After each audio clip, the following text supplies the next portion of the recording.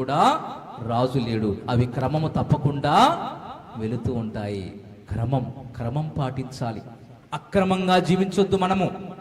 ఎందుకంటే ఈరోజు అక్రమము విస్తరించుట చేత ఏమవుతుంది? ప్రేమ చల్లారిపోయింది. అక్రమం విస్తరించిపోయింది, దానివల్ల ప్రేమ చల్లారిపోయింది. ప్రియ దేవుని బిడ్డలారా, భార్య భర్తల మధ్య అక్రమం,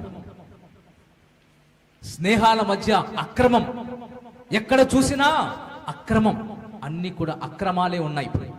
క్రమంగా జీవించేది చాలా తక్కువైపోయింది. మరి మనము క్రమంగా జీవించినప్పుడు ఆ యొక్క మిడతలకు రాజు లేడు, అయినా అవి క్రమం తప్పకుండా బారులు తీరి వెళుతున్నాయి. అందుకే అక్కడ వాటికి సంతోషం కలుగుతుంది. నీ జీవితంలో కూడా క్రమము ఎప్పుడైతే పాటిస్తావో, అక్రమము అనేది నువ్వు ఎప్పుడు కూడా చేయకుండా ఉంటావో, నీ జీవితంలో కూడా సంతోషం వస్తుంది. ఇక చివరిగా ఆ యొక్క మరి బలులు కూడా ఎక్కడ ఉంటాయి? రాజుల గృహంలో ఉంటాయి. రాజుల గృహంలో ఏముంటాయి? గొప్ప సింహాసనం ఉంటుంది. రాజుల గృహంలో లేని వస్తువు ఏమైనా ఉంటుందా? లేని వస్తువు ఏమీ లేదు, అన్నీ ఉంటాయి. కానీ ఆ బల్లి ఎక్కడుంటుంది? రాజు కూర్చునే సింహాసనం మీద కూర్చుంటుందా? రాజు వాడే పాత్రల్లో ఉంటుందా? ఎక్కడుంటుంది? తన నివాసము ఆ గోడ మీదనే. కింద రాగలవు, కింద ఉండగలవు, కానీ తమ నివాసం ఎక్కడా? ఆ గోడకు అతుక్కొని చక్కగా నిరాడంబరంగా, ఏ విధమైనటువంటి ఆడంబరాలకు వెళ్లకుండా చక్కగా ఉంటుంది. మనం కూడా ఆ బలుల వల్ల ఎక్కడ ఉన్నా నిరాడంబరత ముఖ్యం. అప్పుడు మన జీవితాల్లో సంతోషం ఉంటుంది. ఆడంబరాలకు పోకుండా, బడాయిలకు పోకుండా మనము కూడా జాగ్రత్త కలిగి, ఎప్పుడైతే మనము ఆ బలుల మాదిరి చక్కగా నిరాడంబరంగా చూస్తేనే మరి నిజంగా వీళ్ళలో దేవుడు ఉన్నాడు అని అనే విధంగా ఎప్పుడైతే మనం జీవించగలుగుతామో అప్పుడు మన జీవితాల్లో సంతోషం ఉంటుంది. కాబట్టి ప్రియ దేవుని బిడ్డలారా, మనకు దేవుని మాట సంతోషాన్ని ఇస్తుంది. చీమలు జ్ఞానము కలిగినటువంటి మరి బలము లేని జీవులు అయినప్పటికీ ఇదిగో అవి ఆహారాన్ని సిద్ధపరచుకుంటున్నాయి. కాబట్టి రేపటి గురించి ఎక్కువగా ఆలోచించవు, రేపటి గురించి చింత వాటికి లేదు. ఆహారాన్ని ముందే సిద్ధపరచుకుంటున్నాయి కాబట్టి సంతోషం కలుగుతుంది. మన జీవితాల్లో కూడా మనము కూడా జ్ఞానము కలిగి చీమల వలె పొదుపు చేసుకోవడం ముఖ్యము.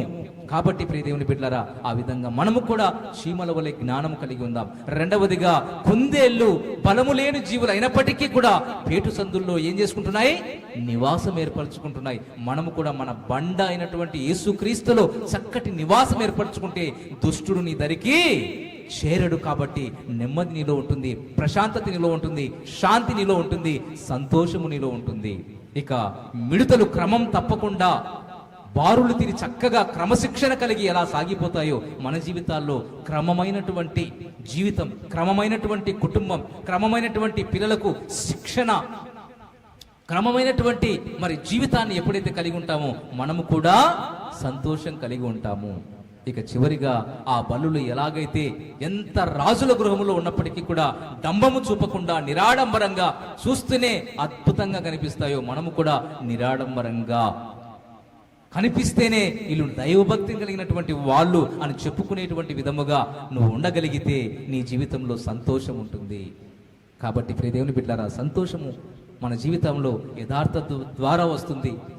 మరి అలాగే మనం చూసుకున్నాం, దేవుని మాట ద్వారా వస్తుంది. అలాగే మరి మన జీవితాల్లో మరి జ్ఞానము కలిగి పొదుపు చేసుకునేటువంటి వారముగా ఉన్నప్పుడు వస్తుంది. అలాగే మనము క్రమము తప్పకుండా జాగ్రత్త కలిగి ఉన్నప్పుడు వస్తుంది. అలాగే మరి చివరిగా మనం చూసాము, మన ఆ యొక్క బండ సందులలో నివాసం ఏర్పరచుకున్నటువంటి కుందేలు వలె మనము దాగుచోటైనటువంటి దేవుని దగ్గరికి వచ్చినప్పుడు మనకు సంతోషం కలుగుతుంది. చివరిగా ఆ బలుల వలె మనము కూడా నిరాడంబరత కలిగి జీవిస్తే మన జీవితంలో సంతోషం వస్తుంది. వీళ్ళు సంతోషంగా ఉంటారు. మరి ఎంతమందిలో ఇటువంటి సంతోషాన్ని కలిగి జీవిస్తూ ఉన్నారు ఈ రాత్రి? మనము కూడా ఇటువంటి సంతోషము కలిగి శాశ్వతమైన ఆనందము కలిగి జీవించాలని దేవుడు ఇష్టపడుతున్నాడు. అట్టి కృపను మనందరికీ దయచేయమని కూడా మనము దేవుని సన్నిధిలో ప్రార్థన చేద్దాం.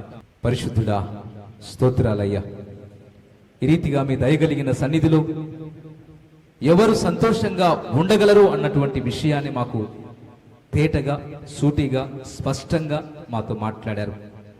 మా జీవితాల్లో యథార్థత సంతోషాన్ని కలిగిస్తుందని, మీ మాట మాకు సంతోషాన్ని కలిగిస్తుందని, మీ జ్ఞానము మాకు సంతోషాన్ని కలిగిస్తుందని, మా జీవితాల్లో ఇదిగో నాయన తాగు చోటు బండ యేసుక్రీస్తు దగ్గర మాకు సంతోషం కలుగుతుందని, మేము క్రమము తప్పకుండా జీవిస్తే మాకు సంతోషం కలుగుతుందని, అలాగే నిరాడంబరత కలిగి మేము జీవిస్తే, భయముతో భక్తితో జీవిస్తే మాకు సంతోషం కలుగుతుందని మీరు బయలుపరిచారు.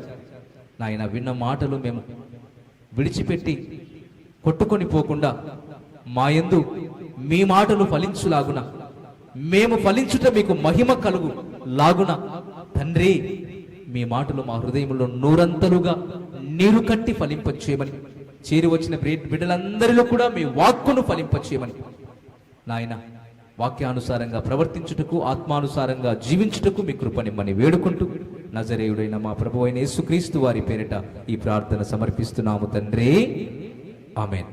ప్రభువునందు ప్రియులారా, ఈ సందేశాలు మీకు నచ్చినట్లయితే దయచేసి లైక్ చేయండి, సబ్స్క్రైబ్ చేయండి, పక్కనే ఉన్న బెల్ బటన్ నొక్కండి. ఈ సందేశాలను దయచేసి 10 మందికి షేర్ చేయమని ప్రభువు నామమున ప్రేమతో మీకు మనవి చేస్తున్నాం. Thank you. Praise the lord.